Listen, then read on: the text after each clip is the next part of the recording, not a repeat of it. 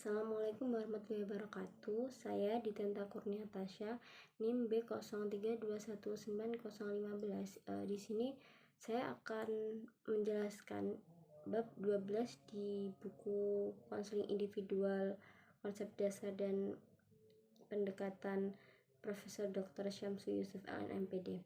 Nah, di bab 12 ini kita akan membahas tentang rasional emotif behavioral counseling.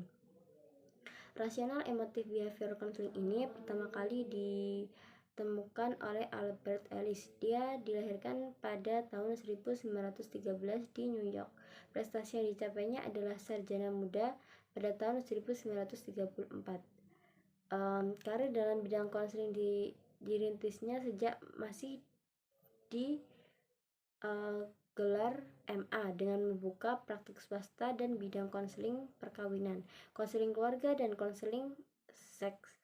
Ia menjadi tertarik pada psikoanalisa. Untuk itu ia menyempatkan diri untuk memperoleh latihan atau training. Selama praktiknya dalam bidang konseling, dia tertarik dalam model konseling yang mengutamakan pemberian alternative information atau pemberian informasi. Tetapi kemudian dia menyadari bahwa banyak masalah yang dihadapinya yang tidak hanya berhubungan dengan kekurangan informasi atau pengetahuan, akan tetapi juga masalah gangguan psikologis atau emosi.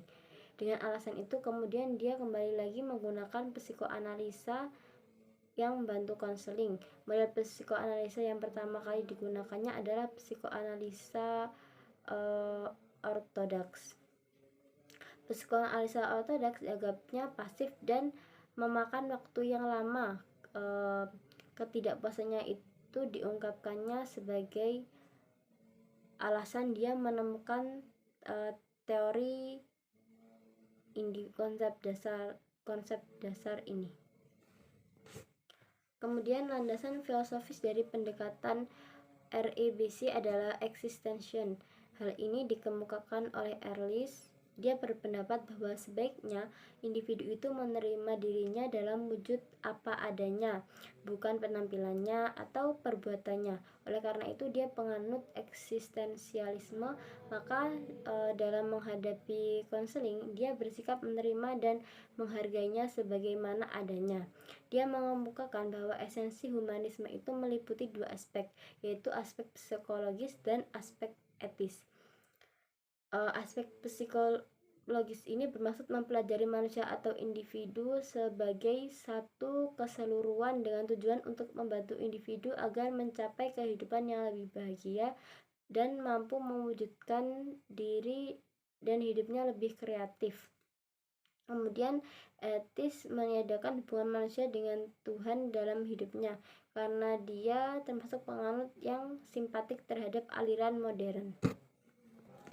Selanjutnya, hakikat manusia. Beberapa asumsi Ellis tentang hakikat manusia dan hakikat ketidakbahagiaan. Yaitu pertama, manusia memiliki sifat yang unik, yaitu rasional dan tidak rasional. Bila dia berpikir dan perilaku emosional, maka dia akan bahagia, produktif, efektif, dan mampu. Konseling rasional emotif tingkah laku.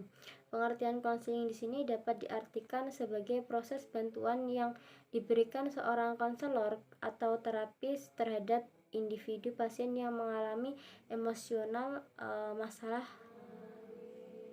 dengan emosinya.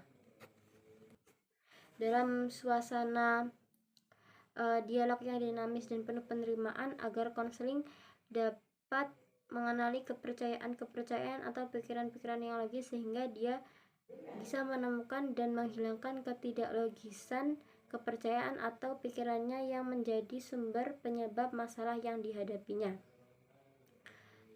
Yang terakhir, tujuan dari konseling teori REBC ini sering dituduh salah karena dianggap mencoba membantu individu agar tidak memiliki emosi lagi atau menjadi manusia tanpa emosi. Tuduhan ini sama sekali tidak benar. Sebab apa? Justru sebaliknya, REBC berpendapat bahwa emosi merupakan dasar bagi kehidupan manusia. Manusia tanpa emosi tidak mungkin dapat survive atau hidup terus dan selalu bahagia. Sekian penjelasan dari saya mengenai teknik RIBC dari buku Konseling Individual Konsep Dasar dan Pendekatan Profesor Dr. Syamsu Yusuf LN MPD. Terima kasih.